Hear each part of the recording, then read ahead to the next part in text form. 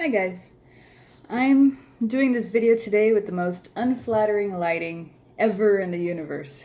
Um, this video is going to be about divination with Santa Muerte.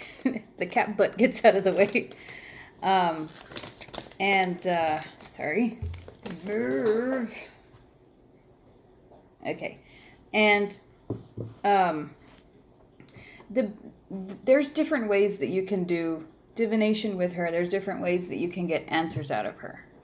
You know what? On top of divination, let me include one more thing. I'll be right back. Okay, I also wanted to include her candles. Okay, so here's a couple of different forms of divination, or a few different forms of divination that you can use with her. First and foremost is the tarot. Okay, this deck I use on occasion to read for other people, but they're usually very close. Okay, because I'm by no means a professional reader. Okay, this deck was released recently it's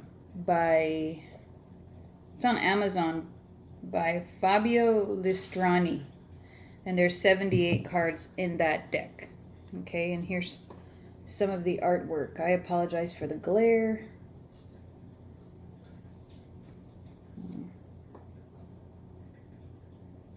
Now, for some of you that are watching this video, they're going to say, I don't know tarot.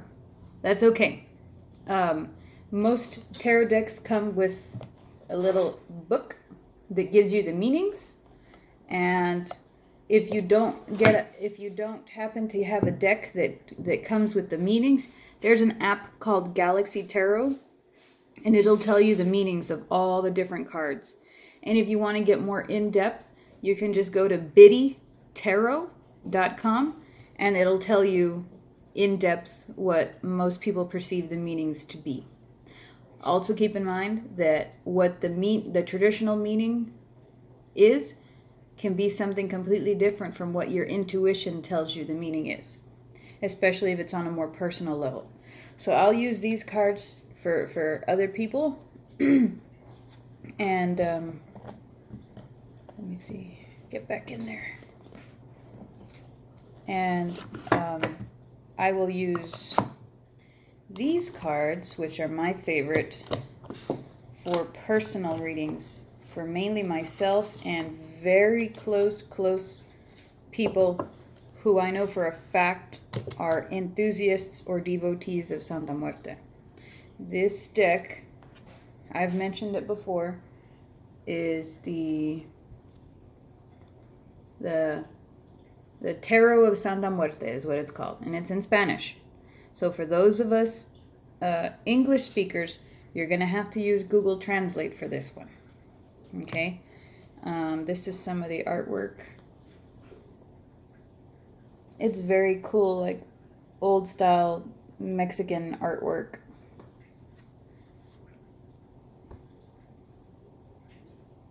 Focus. And if you'll notice on the bottom, my apologies for the blur. If you'll notice at the bottom, there's a description, and it's written in Spanish. So if you guys are English speakers just like me, I had to Google Translate a lot of stuff, okay? And that's just part of the learning curve, guys. It's best if we know a couple of languages anyway, so it couldn't hurt. But these are the ones that I feel most connected with. Now, I'm posting this video for a friend, and he asked me, when you're doing the reading, how often do you do it? And my answer to that was several times a week. I feel weird if I'm not messing with my tarot cards at least several times a week. I feel strange. It's right there next to astrology for me. I have to have it regularly. He asked, do you put on any music? And I told him, honestly, I just have the TV on in the background. But, you know, it is a good idea to get yourself in the mood with some good mood music of your choice. It's whatever relaxes you and whatever gets you connected. He also asked, is there any kind of diet that you're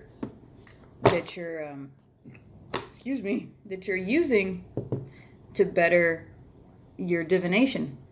I have heard that raw vegan diets, or vegan diets in general, help you connect better because they flush you out, kind of like a detox.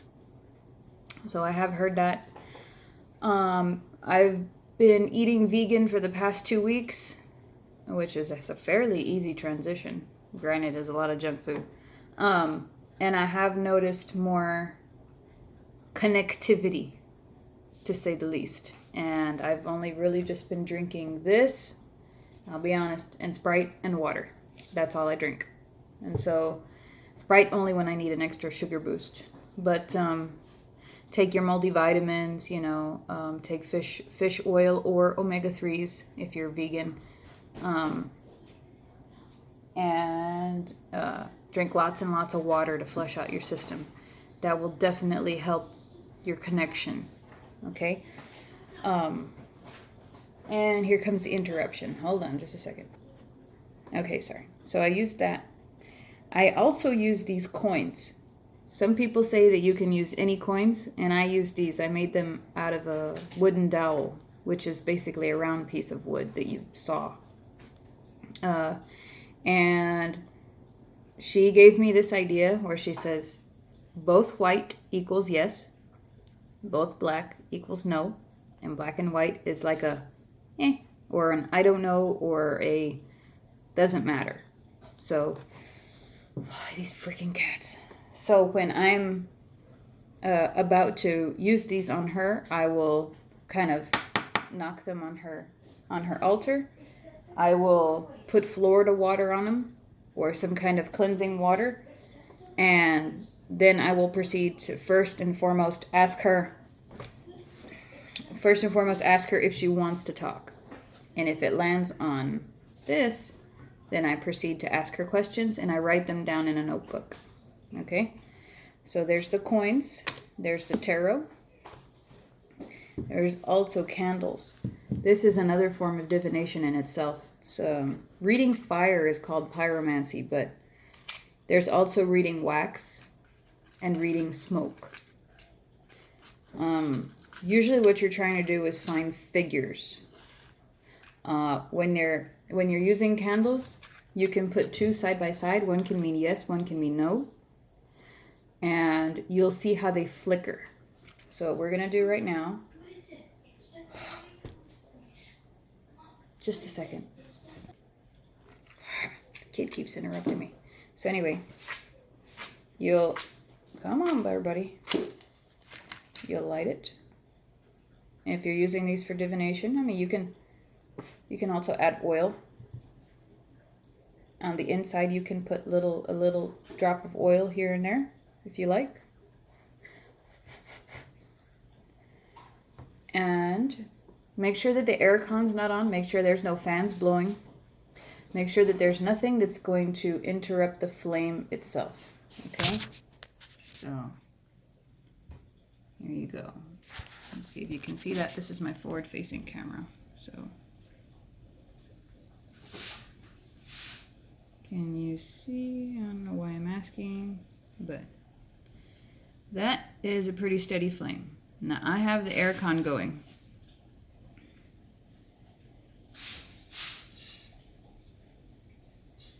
So see, in this case, theoretically, if I was to ask a yes or no question, you see the way it's flickering now, and now it's steady, and now it's dropping. Those are three separate meanings right there. A low flame means that not a lot of energy is being put in. A high flame means that there's a lot of energy into the candle right now. A dancing flame like this is kind of like sporadic energy, like, how could I describe it? Like a hyper kid, you know, like dancing. It's not a bad sign, not a good sign. But if you're asking yes or no questions, and you have a candle that's going like this, and then you have a candle that's really low, then you can use those to make your determination. So say this was your yes candle. This one going decently high would take precedence over the candle that was really low, which is your no candle. See, you get what I'm saying? Does that make sense? So you can read candles just by themselves. Say you're here talking to Santa Muerte, and you notice without the aircon or anything else on, you notice that the candle starts to jump and get really high and bounce all over the place. Then that's a good indication that she's listening, or that there's spirits in the room, and that your message is being received properly. And if you do well enough, you can see smoke. If there is smoke, first and foremost, if there's black smoke coming off of a candle, that's usually not so good. Black smoke is really not that good, especially when these candles burn down to here and you see that the top is black. Usually that's a sign of interference, negativity, or obstacles. So say it's black up here and then it gets to white down here, that means that it's trying to remove the blocks, or that there's negativity in your way. So usually you'll light another candle and do the same thing over again, and hopefully it burns clear. So that's as far as I know. You can Google it. I mean, this information's all over the internet. But you see the way it's kind of jumpy? To me, that would say whatever I'm putting out there is being received pretty decently. Not the best, but not the worst. So, you know, her candles, which are her foundation, are a good way to divine with her as well. But an easier answer would probably come from the tarot cards or from the coins. Simple yes and no, detailed. And this would be like if you don't have access to these things. There's always a way to do divination. Just a second. Okay, so there's also ways that you can read incense. You watch the smoke and you see if there's any figures that you recognize in the smoke. It's kind of probably best to record it so that you can look back on it. But you know, if you're all like caught up in the moment and you like staring at fire, you like staring at smoke, and you get all cut up, you can see figures in there. And Spirit is always sending you messages, no matter what. So I hope you enjoyed this. And if you have any questions, comments, concerns, just leave them down there. And happy birthday, Chris. We'll see you later.